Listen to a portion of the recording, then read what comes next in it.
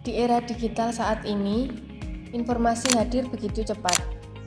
Dalam hitungan detik, berita bisa muncul di layar ponsel kita, lengkap dengan judul dan visual yang langsung menarik perhatian. Tanpa disadari, satu visual saja sudah cukup untuk membentuk opini. Bahkan sebelum isi berita benar-benar kita pahami.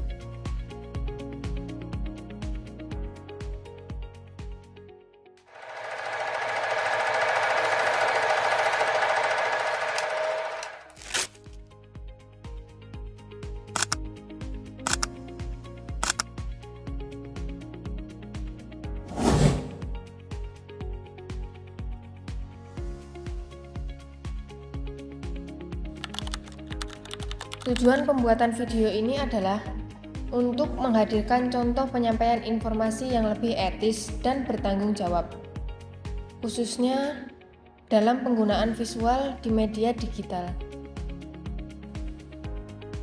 Media memiliki peran yang sangat penting dalam membentuk cara masyarakat memahami realitas sosial. Apa yang kita lihat di media seringkali mempengaruhi cara kita berpikir, menilai, dan bersikap terhadap suatu isu.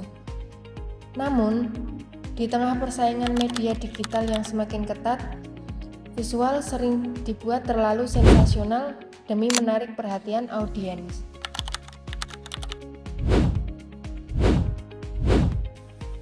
Padahal, visual yang berlebihan tidak hanya berfungsi sebagai ilustrasi, tetapi juga dapat membentuk penilaian awal yang belum tentu sesuai dengan fakta secara utuh.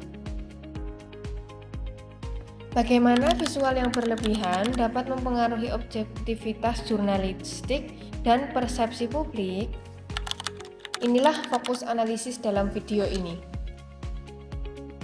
Dalam praktik jurnalistik, terdapat pedoman yang harus dijunjung tinggi, yaitu Kode etik jurnalistik. Kode etik menegaskan bahwa wartawan harus bersikap independen, menyajikan informasi yang akurat, berimbang, serta tidak mencampurkan fakta dengan opini yang menghakimi, termasuk dalam penggunaan visual.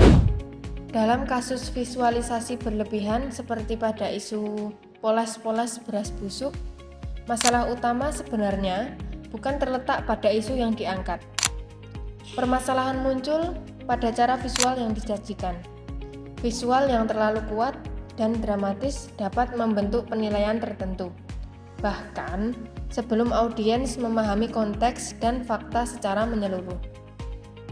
Akibatnya, audiens berpotensi sulit membedakan mana fakta dan mana opini.